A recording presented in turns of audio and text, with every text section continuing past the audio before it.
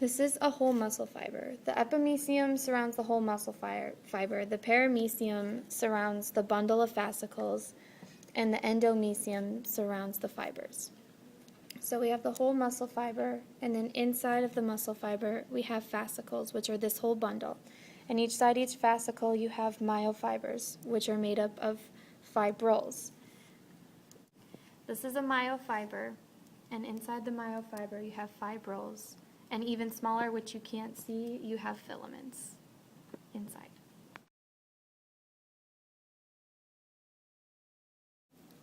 Okay, so taking a closer look at what a myofibril is like, the outside layer is called the sarcolemma.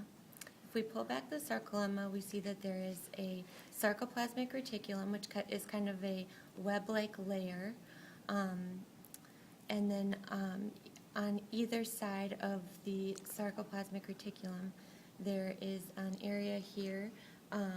The blue and red area are called the terminal cisternae. In this area, there is a much higher concentration of calcium because of calsequestrin, which sequesters the calcium into this region. Also in this region, we find the T-tubule, which is right here. The T-tubule is actually part of the cell membrane, and these three together make up the triad. Another feature of the myofibril is the mitochondria, which you'll see here and here.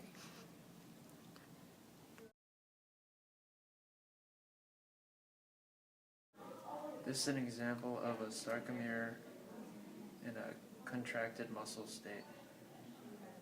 This right here is the H band. Right here is the A band. This is the Z disc on both sides, and the I band is right there. This is an example of a relaxed sarcomere.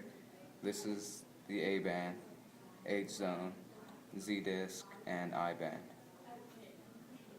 First action potential arrives at the synaptic knob, and then calcium channels in membrane opens, allowing calcium to move in cell.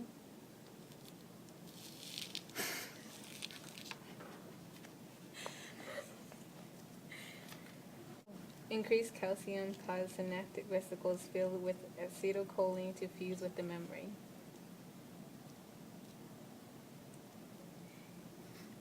Okay, acetylcholine is released from the synaptic knob by excitosis into the synaptic cleft. Acetylcholine is picked up by the receptors on the motor end plate of skeletal muscle.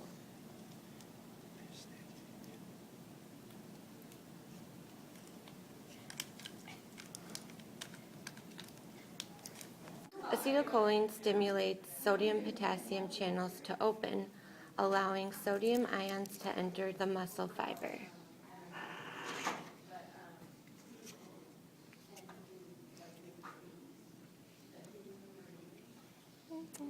The muscle fiber.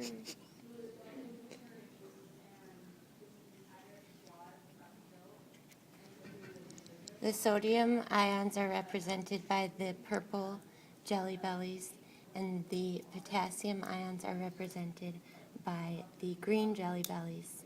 The pieces of Twizzler pull and peel represent the sodium-potassium channels. The increase of positive ions inside the muscle cell initiates an action potential on the sarcolemma.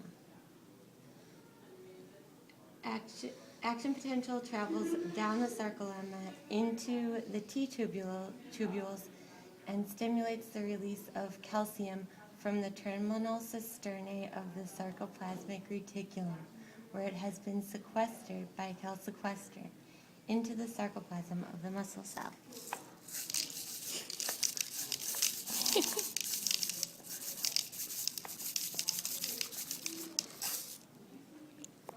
Calcium floods over the thin filaments and binds to the troponin, pulling tropomyosin off the active site in the actin.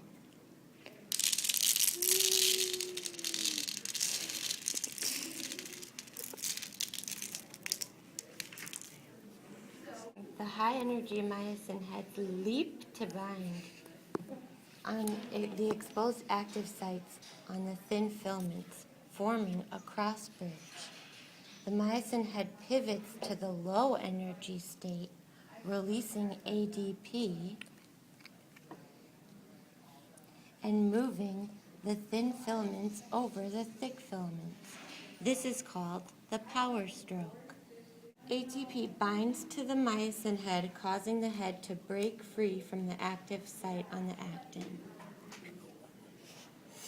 The myosin head becomes energized as ATP is converted to ADP. Calcium is pumped back into the sarcoplasmic reticulum and attached to calsequestrin, allowing tropomyosin to once again cover the active site.